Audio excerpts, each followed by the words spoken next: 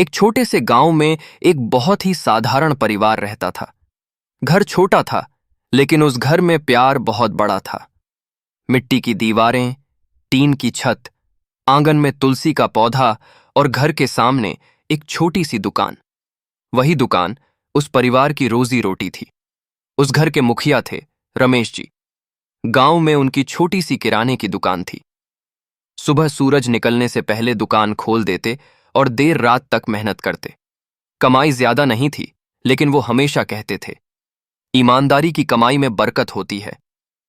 उनकी पत्नी शांति देवी बहुत सीधी सादी और संस्कारी महिला थीं। घर को संभालना, बच्चों का ध्यान रखना, पति की मदद करना, यही उनकी दुनिया थी। उनके 2 बच्चे थे, बेटा पीयूष और बेटी प्रिया। प्रिया बहुत ही सुंदर लड़की थी। बड़ी बड़ी आंखें, मासूम चेहरा और दिल इतना साफ कि कोई भी उसे देखकर अपना बना ले। लेकिन उसकी सबसे बड़ी पहचान उसकी खूबसूरती नहीं, बल्कि उसका दिल था। और उस दिल के सबसे करीब था उसका भाई पीयूष। दोनों भाई बहन एक दूसरे की जान थे। सुबह साथ स्कूल जाते, रास्ते में हंसी मजाक करते, खेतों में दौड़ते, नदी किनारे बैठकर सपने देखते। अगर प्रिया उदास होती तो पीयूष उसे हंसाने के लिए कुछ भी कर देता। अगर पीयूष बीमार पड़ता तो प्रिया पूरी रात उसके पास बैठी रहती। गांव वाले अक्सर कहा करते थे, भाई हो तो पीयूष जैसा और बहन हो तो प्रिया जैसी। शांति देवी अपने बच्चों का प्यार देखकर भगवान का शुक्रिया करती थीं। रमेश जी भी अक्सर मुस्कुराकर कहते, हम गरीब जरूर हैं, लेकिन हमारे बच्चे हमारी सबसे बड़ी दौलत हैं। धीरे धीरे समय गुजरता गया। पीयूष पढ़ाई में बहुत अच्छा था। उसका सपना था इंजीनियर बनना, और प्रिया का सपना था कि उसका भाई जिंदगी में बहुत बड़ा आदमी बने।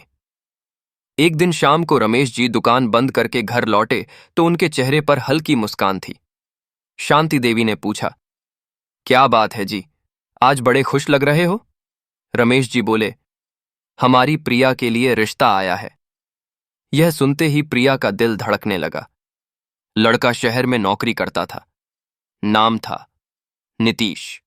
बड़ा घर, अच्छी नौकरी, पैसे वाले लोग। शांति देवी को लगा भगवान ने उनकी बेटी की किस्मत खोल दी।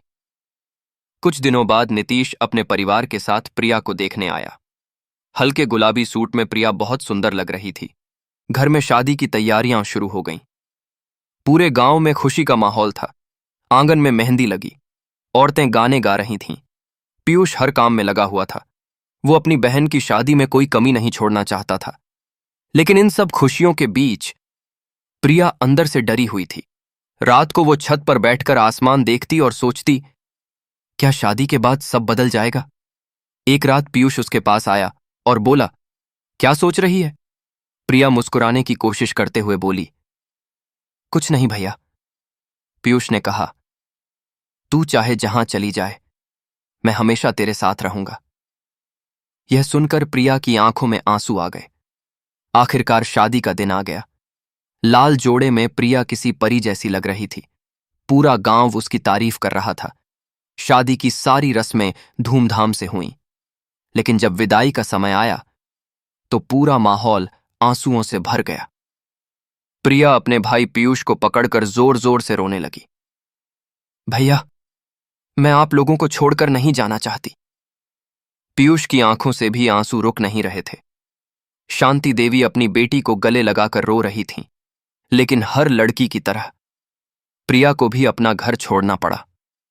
शादी के बाद जब प्रिया अपने ससुराल पहुंची तो शुरुआत में सब कुछ बहुत अच्छा लगा। बड़ा घर, महंगे फर्नीचर, नौकर, गाड़ियां। लेकिन धीरे धीरे उसे सच्चाई समझ आने लगी। उसके सास ससुर की सोच बहुत छोटी थी। उन्हें सिर्फ काम करने वाली बहू चाहिए थी। सुबह 4 बजे उठकर रात तक प्रिया काम करती रहती। कभी रसोई, कभी सफाई, कभी कपड़े, कभी मेहमानों की सेवा। अगर जरा सी भी गलती हो जाती तो ताने शुरू हो जाते। तुम्हारे मायके वालों ने कुछ नहीं सिखाया? इतना भी काम नहीं होता तुमसे? प्रिया सब कुछ चुपचाप सहती रही। रात को तकिए में मुंह छिपाकर रोती, लेकिन सुबह फिर मुस्कुराकर काम करने लगती। नीतीश अपनी पत्नी की हालत देखकर दुखी होता था। उसे प्रिया से प्यार था। लेकिन वह अपने माँ बाप के सामने कुछ बोल नहीं पाता था। धीरे धीरे प्रिया की जिंदगी सिर्फ काम और आंसुओं में बदल गई। एक दिन नीतीश ने फैसला किया कि अब वह प्रिया को इस माहौल में नहीं रहने देगा। वह उसे अपने ऑफिस के क्वार्टर में ले आया। छोटा सा घर था, लेकिन वहां शांति थी। अब पहली बार प्रिया खुलकर हंसने लगी। कुछ समय बाद प्रिया ने एक बेटे को जन्म दिया।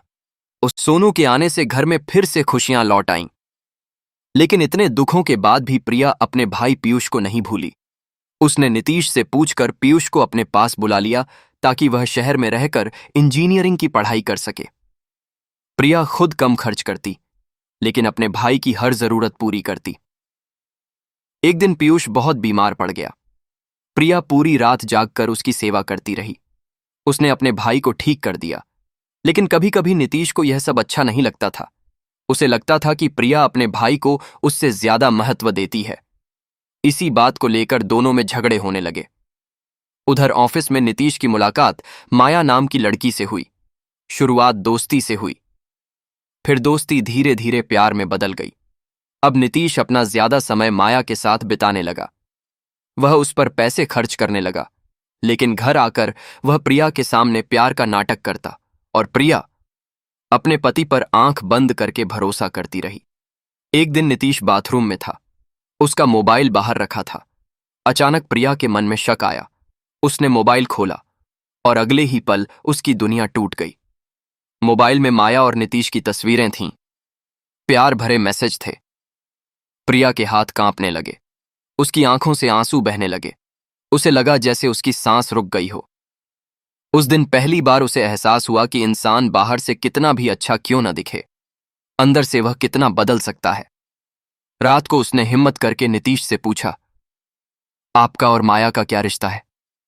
नीतीश पहले चुप रहा, फिर गुस्से में बोला, तुम्हें किसने कहा? प्रिया रोते हुए बोली, सच बता दीजिए। लेकिन नीतीश डर गया। उसने गुस्से में जहर की बोतल उठा ली और बोला, अगर तुमने किसी को बताया तो मैं जान दे दूंगा। प्रिया डर गई, लेकिन अचानक नीतीश ने सच में जहर पी लिया। घर में हड़कंप मच गया। उसे अस्पताल ले जाया गया। कई दिनों बाद वह ठीक होकर घर आ गया, लेकिन किस्मत को कुछ और मंजूर था। कुछ दिनों बाद अचानक नीतीश को हार्ट अटैक आया और उसकी मौत हो गई। यह खबर सुनते ही प्रिया की दुनिया खत्म हो गई। उसने खाना पीना छोड़ दिया। वह पूरे दिन दीवार को देखकर बैठी रहती। छोटा सोनू बार बार पूछता, मम्मी, पापा कहाँ गए? प्रिया उसे सीने से लगाकर रो पड़ती, लेकिन जवाब नहीं दे पाती। धीरे धीरे ससुराल वालों ने भी प्रिया से दूरी बना ली। उन्हें पता चला कि नीतीश अपनी सारी जमा पूंजी माया पर खर्च कर चुका था। अब प्रिया और सोनू बिल्कुल अकेले थे। तब मां शांति अपनी बेटी को मायके ले आई। प्रिया को लगा था कि अब मायके में उसे सुकून मिलेगा, लेकिन उसकी मुश्किलें अभी खत्म नहीं हुई थीं। कुछ समय पहले पीयूष की शादी हो चुकी थी। उसकी पत्नी सविता को प्रिया पसंद नहीं थी। वह रोज ताने देती, ये कब तक हमारे घर में रहेगी? हमारे सिर पर बोझ बन गई है। धीरे धीरे पीयूष भी अपनी पत्नी की बातों में आने लगा। यहां तक कि रमेश जी भी प्रिया से चिढ़ने लगे। एक दिन गुस्से में उन्होंने कह दिया, तूने इस घर की शांति खत्म कर दी। तू मर क्यों नहीं जाती? यह सुनकर प्रिया अंदर से टूट गई। उसने कई बार मरने की सोची, लेकिन हर बार उसे अपने बेटे सोनू का चेहरा याद आ जाता। वह सोचती, अगर मैं मर गई तो मेरे बेटे का क्या होगा? एक दिन आखिरकार उसके पिता और भाई ने उसे घर से निकाल दिया। प्रिया चुपचाप अपने बेटे का हाथ पकड़कर घर से निकल गई, लेकिन मां शांति अपनी बेटी का दर्द नहीं देख पाई। उन्होंने अपने जमा पैसों से प्रिया के लिए एक छोटा सा घर बनवाया। उस दिन प्रिया बहुत रोई। उसे पहली बार महसूस हुआ कि मां का प्यार दुनिया की सबसे बड़ी ताकत होता है। अब हर सुबह प्रिया के लिए नई लड़ाई लेकर आती। वह सुबह सोनू को स्कूल भेजती और खुद कार शोरूम में काम करने चली जाती।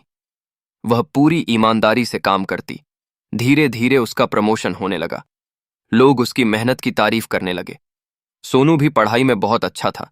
वह हमेशा अपनी मां से कहता, मम्मी, एक दिन मैं बहुत बड़ा आदमी बनूंगा। और आपको कभी रोने नहीं दूंगा। समय गुजरता गया। आज वही लोग जो कभी प्रिया को बोझ समझते थे, वही लोग उसकी इज्जत करने लगे। जिस पिता और भाई ने उसे घर से निकाला था, आज प्रिया उन्हीं को बिजनेस के लिए पैसे देती थी। जिस ससुराल ने उसे अपनाने से मना कर दिया था, आज प्रिया अपने सास ससुर की जिम्मेदारी उठा रही थी।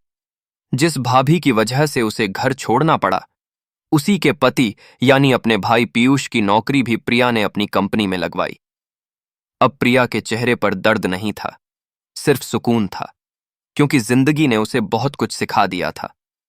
एक रात जब वह अपने छोटे से घर की छत पर खड़ी आसमान देख रही थी, तब सोनू उस मम्मी, आप दुनिया की सबसे मजबूत मां हो, यह सुनकर प्रिया की आंखों से आंसू निकल आए।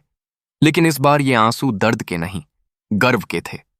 उसने आसमान की तरफ देखा और मन ही मन कहा, हे भगवान, धन्यवाद।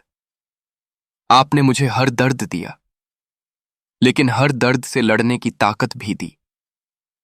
और उसी रात पहली बार प्रिया सुकून से सोई। आज इस देश में बहुत सारी प्रियाएं हैं जो चुपचाप अपने आंसू छुपाकर अपनी जिम्मेदारियां निभा रही हैं। ये कहानी उन सभी महिलाओं को समर्पित है जो हर दर्द सहकर भी टूटती नहीं, बल्कि पहले से ज्यादा मजबूत बन जाती हैं।